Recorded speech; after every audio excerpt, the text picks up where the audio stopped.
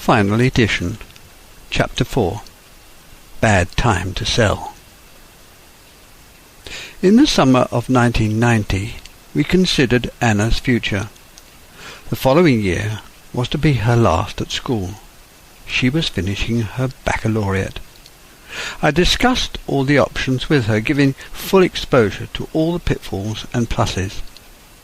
She had the chance to go to finishing school if she so wished, or attend Sotheby's course for dealing with antiques, purchasing, restoration and storage, archival and auctioneering. She wanted to go to university in Britain rather than in Spain, using her educational strong points compared to her English counterparts of Spanish language and history of art, being her second choice.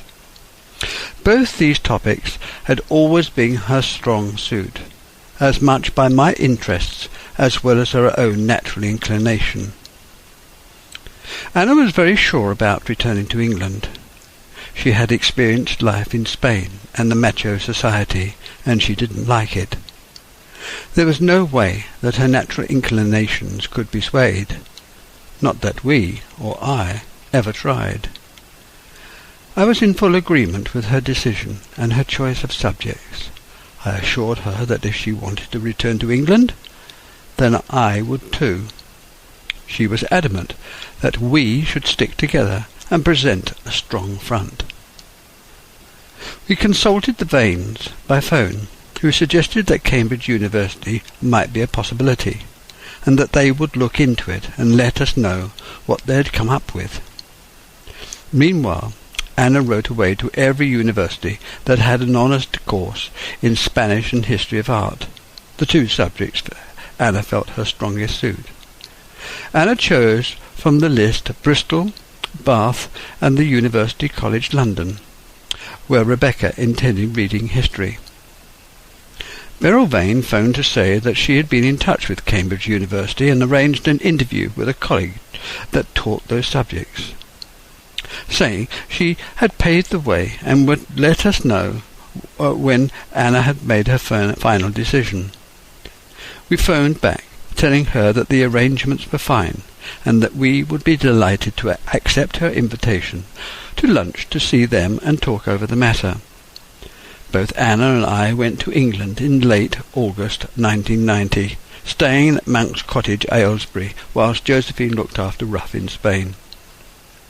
We had an appointment with one of the colleges at Cambridge University, and although Beryl Vane had advised reading greats, Anna stuck to her original idea to read Spanish and history of art, which meant her qualifications would have to be so much higher because she would be up against stiff opposition from English students.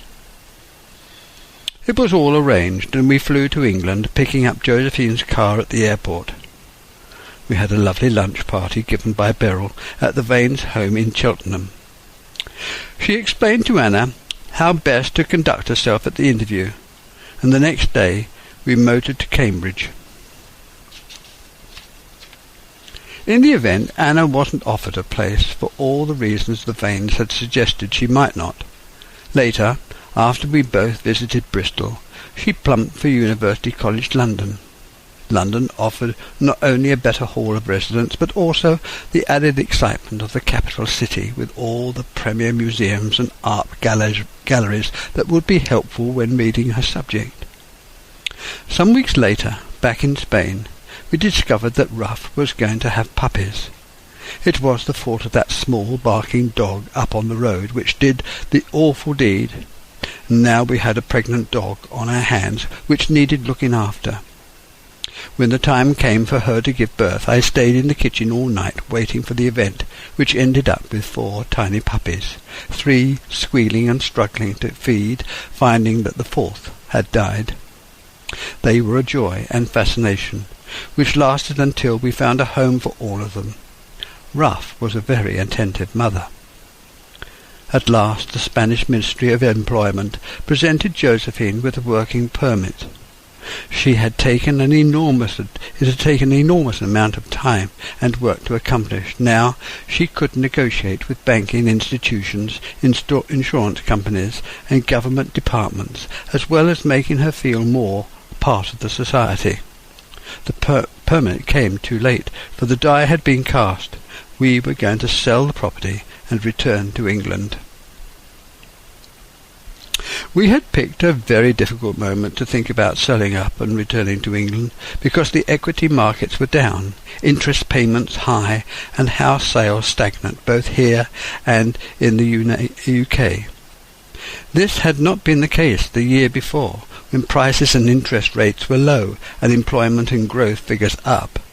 In 1988, inflation rates rose from 4% to over 10% in 1 year. The following year, it rose even higher to 15%. The property market, having doubled in house values in the previous 4 years, now, towards the end of 1989, tumbled by 10%. And over the next 3 years, the UK housing market was in what was to be known as negative equity, caused by inflated mortgages. And in 1990 and 1991, Britain was in its deepest recession, with over 3 million unemployed. It was a divided nation, and this had not been the case the year before, when prices and interest rates were down, and employment and growth up. All this with a budget surplus despite tax cuts. In 1988, inflation rates rose from 4% to over 10% in 1 year, and in the following year to 15%. Britain was in its deepest recession, for over 3 million unemployed, a divided nation. It became known as Black Wednesday, sterling's departure from the European exchange rate mechanism in 1992, when there was a peaking of mortgages being taken up. At the same time, many loans were in arrears and properties taken into possession. The number of repossessions by mortgage companies claiming back properties because of an inability to keep up mortgage payments started in the late 80s. The situation continued at a high rate for the following 4 years and peaked in 1991, and then only being relieved after the government scheme to help borrowers. And this was the scene that we found ourselves in. We were forced to deal with when we returned to England. Another cyclical event speculators have to be wary of. Not only was the economy in Spain poor, but the economy in all over European countries was stagnant too. There were English residents, to our knowledge, who were unhappy with the financial downturn in the economy, who were trying to sell their properties, who were trying to also return to England. After we had all agreed to move back, Josephine and I got together a plan on how we should set about it. And this was in the autumn of 1990, after Anna had gone back to school for her final year. We put the property into the hands of joint agents, a Gibraltarian company run by 2 women, who we thought would cover people coming to Gibraltar to look for Spanish properties. And we also put it on with Trevor Dine of Andalusia Properties to cover the passing trade in Spain. In England, another unhappy event took place. Roger, Sally's brother, had died in his bed from a coma brought on by an epileptic fit. For me, he was about the best, kindest of brother-in-law one could have had. He was always very welcoming to Josephine, and from the first time of meeting greeted her most warmly. He was forever good company and friendly, and never showed how his medical condition was affecting him. Probably Thelma and Roger were our best friend, and this remained so for Thelma after the tragic event. Frankly, it couldn't have been a more difficult period, and even though we were now pretty expert at buying and selling houses and moving, this was not a time to be doing either. We made sure the photographs were as near perfect as could be taken, and the blurb on the sales brochure was of the highest order. We circulated the brochures to every large business up and down the coast, and promoted the property in England in both magazine and newspaper. By March there were no takers, and the situation was beginning to look dire. Considering how we were best going to advertise Puerto de la Cruz, we enticed the buyer. We came up with the idea of a spring fair for the gallery to market craft items from around the surrounding area, from Estepona to San Roque. At a meeting at the town hall with the mayor, we were all packed together, arranged on chairs taken from every room in the building. We asked for the town council's blessings to put on this fair, emphasizing the benefit of the village would receive from the publicity, and how we would advertise the event everywhere by posting numerous pamphlets and stickers. We explained there would be a luncheon laid on for all the visitors and free food for the dignitaries, including newspaper and radio reporters, speeches made and toasts given to the far-sighted of the council.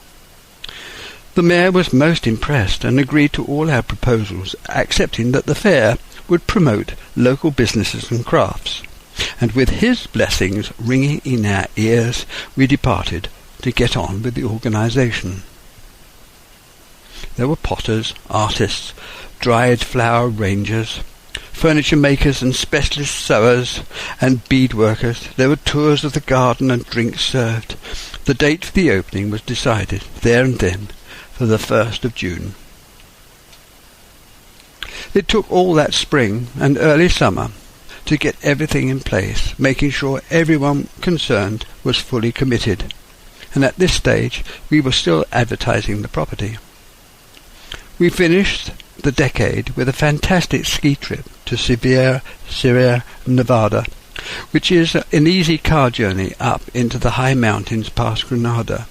The snow that year was spectacular, and the whole trip was most enjoyable. Pop music swelling out from the restaurants in the valley, sun that was hot, so warm that you could ski in just a shirt and jumper. This was Anna and Rebecca's first initiation into skiing, and they both loved it. We met up for lunch before starting again in the afternoons. It was a very happy time.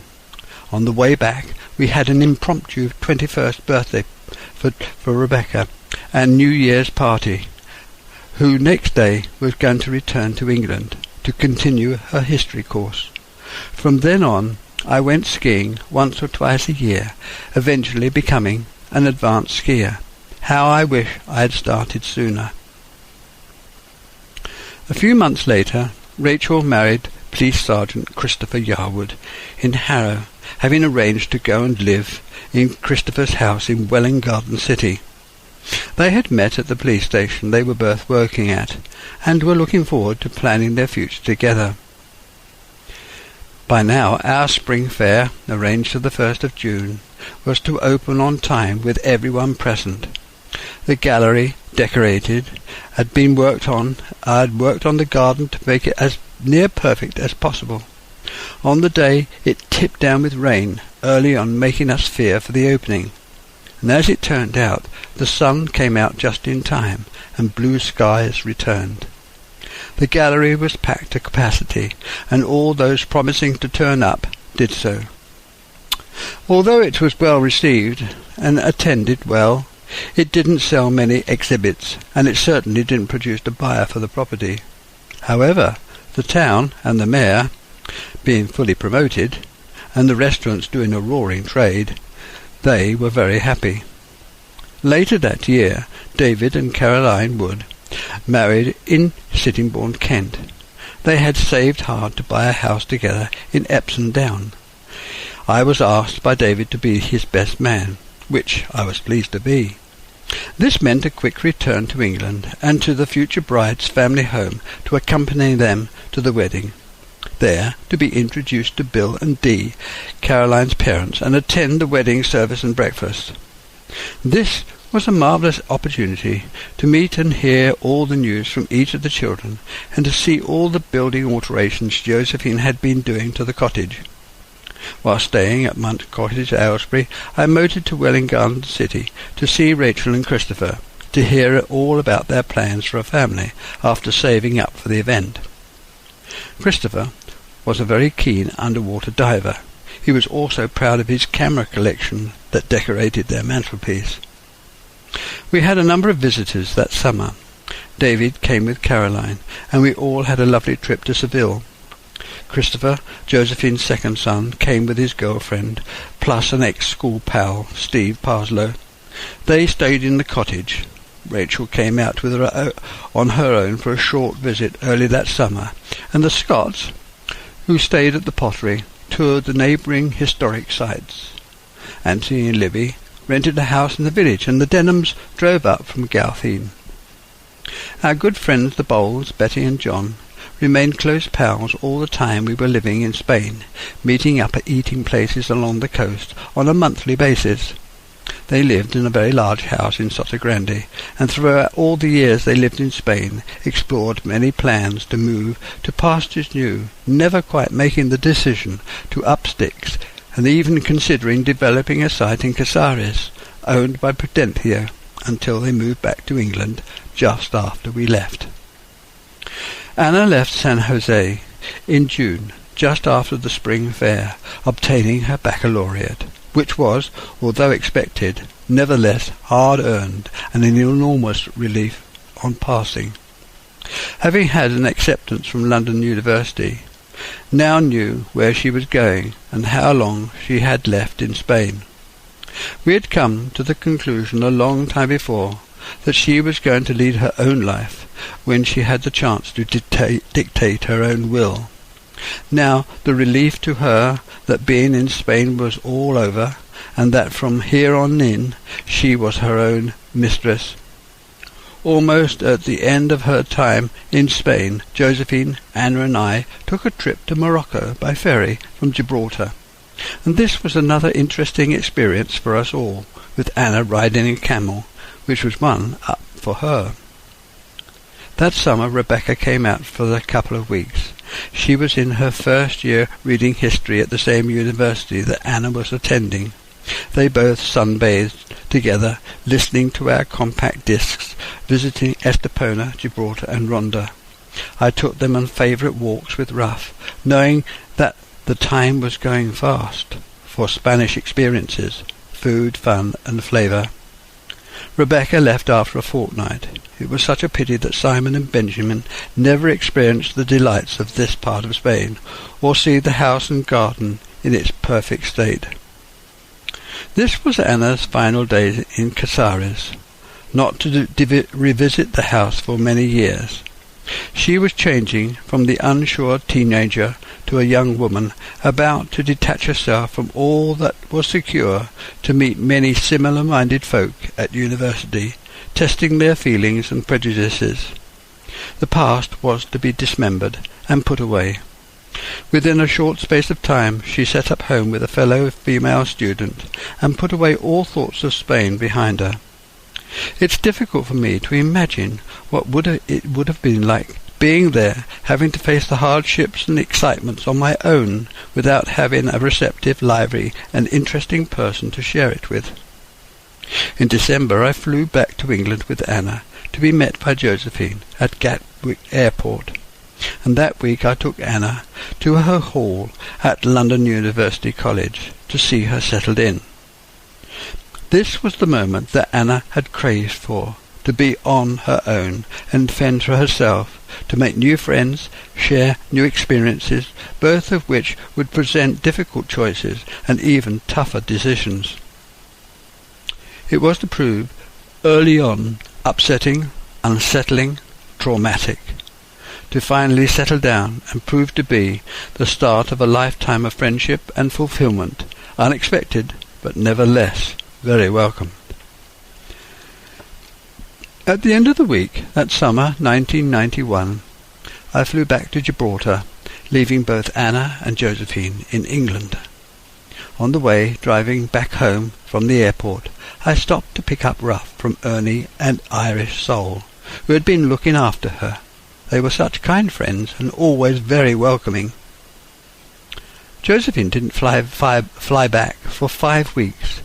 We still didn't have a buyer, even with all the work done, advertising and contacting the agents. Not many properties were moving in any part of Spain. It was a bad moment to be trying to sell. The nights and days were long, having no one to cater for. The house was like an empty shell, no longer the happy home, but one to shed, get rid of, for someone else to look after. I shall never forget that place. The sheer beauty of the locality, the view of Africa, the twinkling lights of Ceuta at night, and the crisp mountain air, the shafts of penetrating sunlight searching out the shadows, and the tremendous thunderstorms which heralded the torrential rain. Locked inside me will be the random stone paths traversed by Anna and I, taking us to the pool, Ruff following on behind. Along the terraces, landscaped with banana, almond and olive tree, interspersed with prickly pear and bean tree, shades the olive oil pots outside the pottery. How anyone could not be seduced by its uniqueness. Mainly shaped by the Cravens, added to by myself, and cared for by Geronimo. There wasn't one person who saw the property that wasn't impressed. I saw and felt it when it was at its best, and I feel grateful for having been given the privilege to experience its charm and its beauty. My greatest offering was designing the front elevation, taking it from a flat, plain exterior to grilled, onion-roofed, bay-windowed elevation, surmounted by an ornamented, scalloped parapet. I leave Casares this, my offering, in grateful thanks, holding out my hand to Pili, Mari, and the Gonzalez family for their many kindnesses. Anna was very busy in her first term at university. I never had a phone call or letter which would have eased the blow of her not being there. Any such contact would only have created further unhappiness and unsettledness in her. She needed every ounce of strength to keep her on the track of essays and tutorials without coming to calling home. I can still persevere in the garden, trying to make the garden a haven or little oasis in a rather bleak stony hillside, which still not had recovered from the fire. I went to see the Denhams and friends in the valley, but it wasn't the same. Now I had to fend for myself in Spanish, not having Anna's there to translate for me. The Magic of Spain, a holiday company, agreed to take our property on their books, to rent out in several parts as a holiday complex. This had taken many weeks to plan and liaise with their head office in England. They had been out to survey the property and to take photographs, making a special feature of the swimming pool. We had to pose, pointing out the fantastic views and the unique features like the olive oil presses and stone milling area. They were suitably impressed and considered that we had a very desirable site. That Christmas, December 1991, I flew back to Monk's Cottage to spend Christmas with Josephine and Anna. Unfortunately, I became so ill that I had to spend Christmas Day in bed. Simon and Rebecca visited, and Helen and Anna went with Josephine to see the Oxford Theatre's pantomime staging Scrooge with Albert Finney. We realized that Monk's Cottage was too small, and that January Josephine began to look around for something larger in Aylesbury, meaning to be close to Helen and only a train journey away from Anna, in a central position for Josephine to service her own clients whilst keeping in reasonable commuter distance from my own children. Josephine had found such a home. It was in Castle Street and called the Old House. The Old House was built before 1550 and subsequently enlarged in the 18th and 19th century, being timber-framed with a projecting upper floor, with the roof part of an upper hall. It was in a very poor state of repair, needing a massive amount of work and money spending on it to try and put it back and improve the structure and internal fittings. We arrived back at Gibraltar Airport from England in January. I was arrested by armed airport police. There hadn't long been a bomber threatening to blow up the airport, so they were naturally suspicious. I was questioned and searched, eventually being given the all-clear, and I was picked up by Ernie Soule. My car had been taken to the garage previously, taken back to his house in Torriguardiaro, to find Lily, his wife, setting up the table for me to have a meal. They had been kind enough to look after Ruff in my absence. The next day I heard the news that a buyer was on the horizon for the property in Casares. Trevor Dine introduced the Canadian and conducted him around the property whilst we had been away. The Canadian, Lackner, had been out to Spain looking for properties. After he had seen Puerto de la Cruz, he had flown back to Canada to update his young wife. He was to return, only this time with his wife, to look at the property again and to make an offer. He still had to look into arranging his finances and sorting out the sale of his own home back in Canada. Our agent had told him about the holiday firm's arrangements, that they had the property on their books and that clients were being booked for the following year, for the summer of 1992. This contributed greatly to the eventual sale. After Josephine had flown out in February, made final arrangements about returning back, and checked with the removal firm who was going to do the packing up, when the van left, we motored back to England in the Gallant, smuggling Ruff into bedrooms at night at various hotels along the way. We travelled home to England via northern Spain and France to catch the ferry at Calais, dropping Ruff off for the Isolation Kennels van at the ferry terminal. I tried to get Josephine to agree to smuggle her home, so that Ruff wouldn't have to suffer 6 months' isolation. However, Josephine wouldn't have anything to do with it, and so Ruff was detached and sentenced to being in an isolation home. However, I believe that it would have been worthwhile the effort and the sacrifice, but the moment had been lost. Ruff was being taken away, and she was going to be locked up behind a massive grille in the back of a van, looking very small, sad, and lonely. It was another very upsetting and stressful time, and the 6 months seemed a very long time. I hated visiting Ruff because she cried every time I left, and ran round and round in circles in her concrete and wire cage, trying to look for a way to get out. Later I corresponded with the named Government Minister of Agriculture and Fisheries, but it was no good. They wouldn't budge. It was so frustrating and trying, talking to vets and the ministry. There was no rabies in southern Spain, and Ruff had been checked by vets there and given the all-clear. Still, there we are. That is how things were. Josephine had to fly back to Spain on her own in late February to finalize the arrangements for transferring over the deed and receiving the money. The buyer was being very difficult, trying to extract the maximum from our position. But Josephine stuck to her guns and made the best of a very difficult time. The takeover by the magic of Spain to use Puerto de la Cruz for a holiday complex did play an important part in the final deal. The Canadians flew back to Spain, where a meeting had been arranged with our solicitors in Gibraltar. The atmosphere between Josephine and the buyer was acrimonious. After a lot of haggling, a price was decided upon and a deal done. Josephine was adamant that what had been decided on before should be stuck to, that the buyer was being just plain awkward. Our Mitsubishi Lancer was in the deal, as were all the carpets, curtains, three-piece suite, and many other unwanted articles.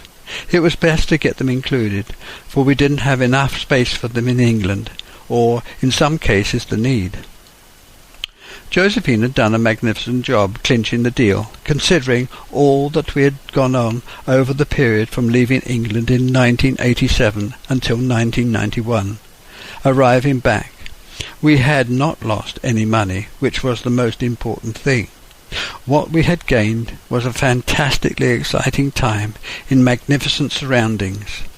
We were neither bowed nor beaten by the challenges we had been faced with. We ended up certainly wiser and far more experienced, and the future looked equally exciting. When we returned to Aylesbury, we put in an offer for the old house, which was accepted. The eventual agreement involved the present owners renting Mount's Cottage from us for an interim period. From this moment on, there started a very long building and renovating programme, which lasted over a year and cost many tens of thousands of pounds. Unfortunately, the builders went broke during the first few weeks, which didn't only slow down the process, but also led to Josephine forming a new company to carry the work forward. Most of my days were spent helping the builders whilst negotiating with the local historical society and local government planning departments. The old house had a new roof, the rough cast stripped from the walls, and the timber framing exposed. Dry-lining the upper floors, installing a new kitchen and stove, plumbing in a new hot water system, and redesigning a new garden. Taken forward, it was all a massive project.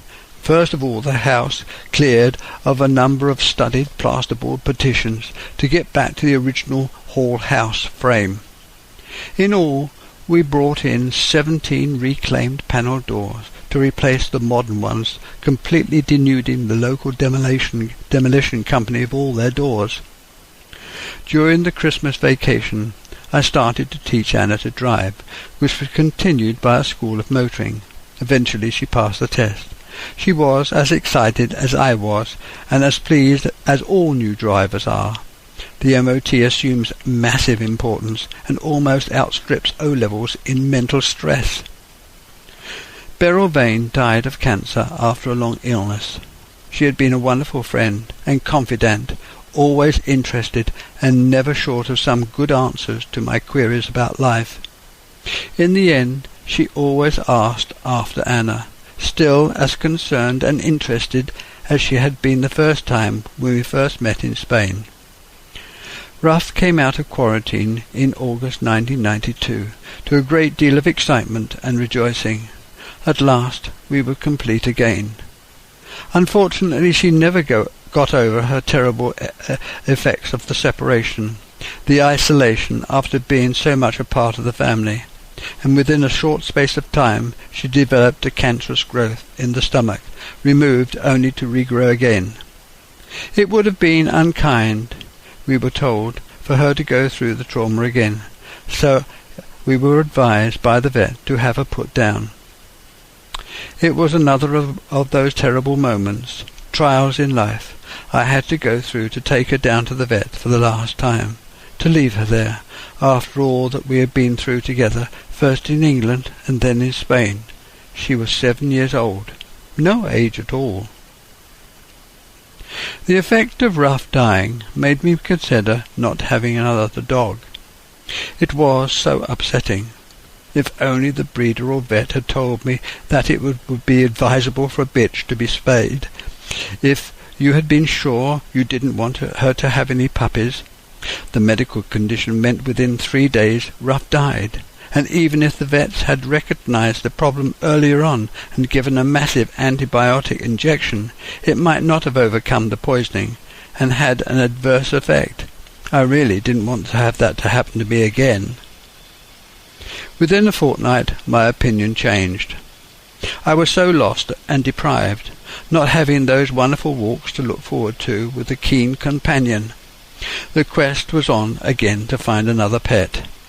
I consulted the Kennel Club, who sent me a breeder's guide and a summary of the different behaviour patterns associated with each type of animal.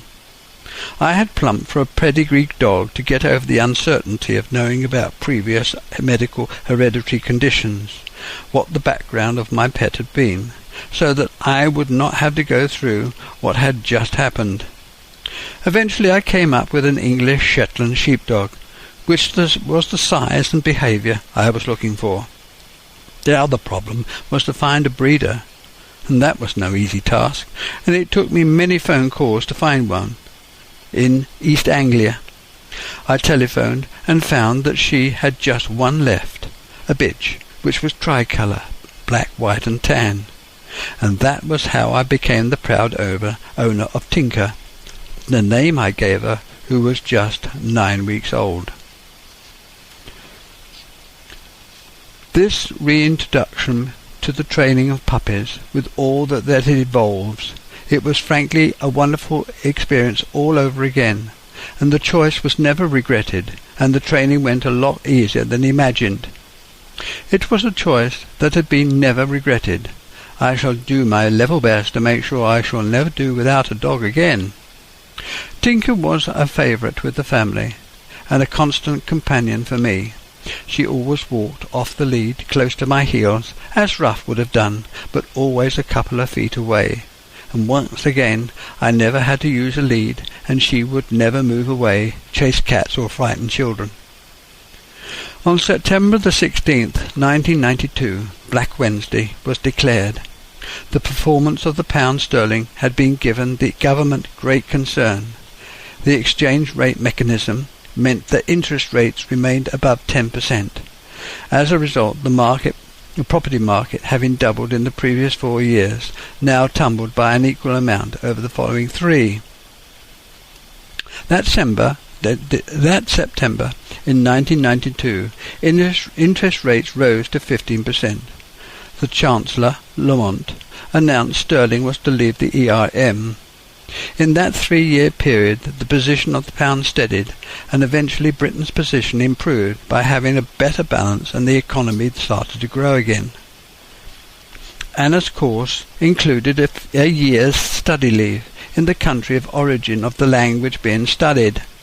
She was keen to do the entire organisation herself. The planning involved finding addresses in Madrid. She was to attend Madrid University, to come up with one that suited her needs, reasonably close to the university and near the centre of the city and museums. Anna sorted out a flat in a typically Spanish townhouse with a central courtyard surrounded by a gallery. It was charming, although rented out by a young Spaniard. During the planning, she asked me to accompany her to keep her company and offer some protection. And as there was only one bed for the time there, we had to share it. I can still see the small room with various curios round the walls. Whilst there, we walked round the city to get our bearings, to find out where everything was in relation to the university, as well as to make a visit to the Prado gallery to see the many Velázquez pictures, the ladies in waiting. I came away with a very clear-cut picture of a charming city full of interesting buildings, but only coming to life when the sun went down. Anna completed her year there, suffering the occasional sexual overtures from the property owner that she slapped down vigorously, firmly locking her bedroom door at all times. A year out of her life, that interrupted success after managing her own affairs, just a frustrating after finding sexual liberation so long sought. I don't believe that it was either enjoyable or profitable. It was almost like national service for me, something to be got over. I completed a series of paintings at Aylesbury to show off some of the architectural gems of the town, mostly of the old town area close to the church museum. This was before I saw, in particulars for sale, an old nonconformist chapel in Gt.Horwood. It was almost hidden from view by the undergrowth growing all around, out through the roof even, having its last service 20 years before. I had been in touch with the Ancient Buildings Trust to find out if they knew of any buildings which needed an owner to renovate and convert into a suitable living accommodation. They gave me a list which had on it a former chapel in Gt.Horwood which was up for sale. Simon, I knew, was looking for an architectural interesting property, so I got in touch with him. After talking it over, he initially said he would like to buy it and make it into a dwelling place for himself. I contacted the church authorities and negotiated a selling price of £17,000. I believed that I could draw the plans and make the conversion for £40,000 that year. It started in progress, a chain of events which led us all taking part in the development of the chapel to make a going concern out of it, to put it back on the market to make a profit. Josephine provided the financial backup, Simon prepared the books, Jack Smith did the bulk of the building work, and I was the architect, and at the same time did the decorating and design work for the interior. The whole business took another year of hard work, for me to make the drawings, obtain planning and building consent, check the registration, and make searches whilst negotiating with the church commissioners. Eventually the scheme proved to be profitable, but the hope to go on and develop other buildings didn't come to fruition. My first grandchild, Fred, was born in Epsom to David and Caroline in June 1994, which was another highlight of that year. David was an English lecturer at Epsom College, completing his master's degree on a day-release course. Rebecca was in her final year of an honours degree course reading history at Holloway College before accepting a job with Arthur Anderson, the accountant. She was not to know that eventually she was to return to America as vice president of Fox International, working out of a plush office in Los Angeles. Simon, having completed his accountant's exams, had left Knox Cropper and accepted a job with Epsom, the computer printer manufacturer. He eventually landed up in Oxford, working for the county council as manager of social and community services. The Conservative government in power tried to give parents choice which school they sent their children. Moves made by government agencies to assess schools and teachers to find out what was going on and to form a hierarchy of the achieving schools, to present a league table. It was believed that if better-off parents selected their child's school, they, the parents, would be happier, and those poorer families would not cause pressure on the government to effect change, and so leave them alone. As usual, nothing balanced up the uneven circumstances of the poorer classes. There wasn't enough money allowed bringing about reforms. There were local authorities who maintained a grammar school ethos, while others tried to make the comprehensive system work. Always the parents control their offspring's education. If parents were conscientious and insisted upon homework, standards were maintained, a greater likelihood that their children would achieve better exam results. Naturally, the parents would have to take responsibility, make sure their children were not being bullied and picked on, that there was order in the classroom, and this done by taking an interest in what was going on and by being involved with and through school governors and school visits and parents' meetings. From 1994 onwards, industrial strikes were at their lowest. In fact, 1994 was the lowest since records made 100 years before. That was not just because Prime Minister Thatcher and John Major had conspired to bring it about. It was a whole lot of industrial and social events which made individuals become more concerned with their own wants, which came before the supposed good of others. However much that is true, it was not the real reason why the trades union were under siege. It was the change in industrial manufacturing caused by cheap labour, low power costs, and government intervention by overseas countries, mainly from the Far East. This drew manufacturing away from outdated working practices and machines to the more flexible workforce abroad using robotics and computer-controlled machinery. I've explained about the industry, how its labour force was controlled and manipulated not just by the industrialists but also by their fellow union officials and activists. Printing is and was no different to any other, having to compete for contracts, producing good work at a low cost. It's only for a limited period that outmoded working practices can continue before the whole edifice starts tumbling down. Manufacturing businesses were overtaken by service industries as the greatest employer of labour, spanning jobs such as tourism to insurance sector. Josephine was now back working for Allied Dunbar from Hill Samuel's old St James's office in London. Many of her new clients lived in Northamptonshire, which required her to travel north at least fortnightly to service them. Eventually, This became onerous to the extent that we considered moving somewhere nearer. On her travels she had to go through Oundle, which she found to be a very pleasant town, having some attractive stone-built houses set amidst the public school campus. The school has an old charter which allowed them to hold extensive grounds, making the town a most desirable location, because the ambience of the place was one of learning and study, set amongst extensive school playing fields. At the Thailand conference that year, Josephine was approached by the manager of the Peterborough branch to see if she would transfer to his office. Her sales figures would enhance his team's scores, making it possible for him to improve his standing within the company. Overtures continued for some months until Josephine finally decided that the time was ripe to take advantage of the offer.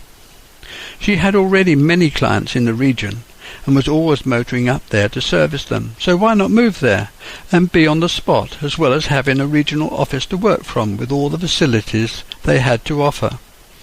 This made Josephine's position strong enough to demand a better office layout and use of better office facilities, improving our own working conditions. We visited the town of Oundle, checking all the local estate agents, but coming up with very little. At the last moment one agent said that there had been a house for sale, but it had been withdrawn, but believed it might be still available. As a last-ditch attempt, we arranged to have a viewing and walked to the old dairy, which was at the other end of town, opposite the Catholic church. Although we weren't at first impressed, we carried on with the viewing.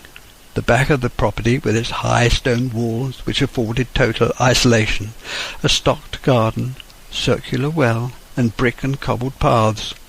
All this and the deep well won us over. We decided there and then to make an offer, knowing that we would have to do quite a few alterations to make it suitable. We secured the property towards the end of 1995 and quickly sold the old house in Aylesbury. It being one of the most desirable houses in the town, there was little cause to worry. It transpired that an accountant further up the street wanted a larger house, and this was just what he was looking for. Our dear friend, Verna Kilsby, who was at the time a client of Josephine's, came up trumps by offering to put us up whilst the old dairy was going through these alterations, allowing us to stay with her until all the building work had been completed, and this was estimated to be a couple of weeks. It turned out more like a couple of months. It was a godsend having Verna there, making the transition so much more bearable, particularly for me. I returned home at night, worn out and dirty. As usual, I was overseeing what was going on, whilst helping the builders and doing my own thing, landscaping the lower garden. We were fortunate to receive a council grant towards doing all the work, including replastering the interior walls after damp-proofing had been done, laying new stone and slate roofs, pointing the walls, and rebuilding the main chimney. It was, of course, a listed property, being of outstanding architectural interest in the locality, and as the name implies, it had been a local dairy shop, and below the house the milking parlour. It comprised of a number of separate residences for the owner and workers. At last our furniture was delivered, and all was ready to start life again, up north, making many friends, giving us a greater understanding of another part of England. Josephine's daughter-in-law Gina, Christopher's wife, gave birth to a son named Bill on the 2nd of April 1995. This was Josephine's first grandchild, and much looked forward to. It was a happy event marked by a healthy period in labour and subsequent successful birth. The old dairy had most magnificent garden walls running down each side.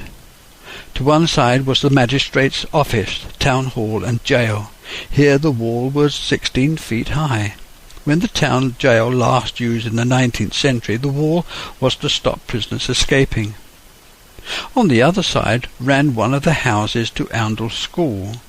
I built several brick garden walls and paths using reclaimed stock bricks, a pergola, a new wellhead previously sealed off, and a brick arch. Thelma, my ex-sister-in-law, felt sure that her life would be much improved by having a soulmate to share her life with. She had found such a person in Malkin Ruff, who made her rather lonely life immediately better. They decided to get married and so organised a magnificent event, which ended up with their wedding breakfast on board a river barge with a travelling band. It was romantic and extremely enjoyable. Benjamin was now living in a flat close to his work in Bedford. There I visited him on a number of occasions, to go out and have a meal and to listen to his latest recordings. He was working for a company interested in cartoon production, animation from a single picture, devising programs and correcting software. David and Caroline produced my second grandchild named Fred on June the 14th, almost a year after Rachel's Jack. He had the colouring of his mother, which was a nice change from the Keary clan. Fred was soon home with Caroline, eager to get into a sound routine. Fit and well, the family was soon back together in their snug home in Epsom, which had gone through enormous changes since they had moved in. Rebecca was never happy at Anderson's. The accountants weren't for her. Her interest revolved around the film industry in whatever capacity, whether production or sales. Film production, particularly the telling of a story, appealed to her sense of creation, and as it turned out, the promotional side was an even greater challenge. It was always in mind to make the leap, which she did, taking a part-time course in film production, resulting in a master's degree at the University of Southern California, the hub of all the major film companies. Without more ado, she elected to go, giving up her job with the Andersons, after saving hard to pay for the initial tuition. It was a part-time and evening class in film production. Whilst there, worked in a variety of posts, eking out her hand-to-mouth existence, perfecting her survival skills. Anthony, Josephine's eldest son, and Libby had Luke, their first child, born at the end of December. This was Josephine's second grandchild, and he was soon back from the maternity unit, fit and well to begin his new life in Midhurst, where his parents had a house close to King Edward's Hospital. From 1995 onwards, people were enormously concerned about achieving personal status through ownership of property, holiday trips, gadgets or consumer goods, and were almost willing to go through some pain, upset and denial to keep up. Social restrictions were being cast off, Victorianisms dispensed with. Treat yourself because you're worth it was and is the clarion call. Britain was beginning to crawl out of the recession and discover a new prosperity, enjoying a consumer boom, spending on having fun. Gradually there came about, towards the new millennium, the longest period of uninterrupted production and expansion. Competing embraced, let the markets dictate, and consumer is always right, was the cry. The service industries took over from manufacturing. What the latter was losing, the former picked up.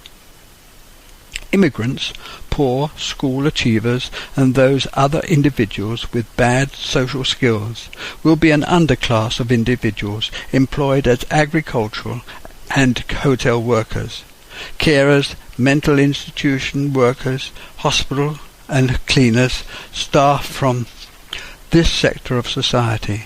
Industrial conglomerates and operations needing a large, more illiterate workforce will come from countries like China and India. The present high standard of living will only be enjoyed as long as inherited money circulates. When that dries up, those one-time third world countries will take over creating the wealth, having a working population suitably trained and capable of being flexible in what they do.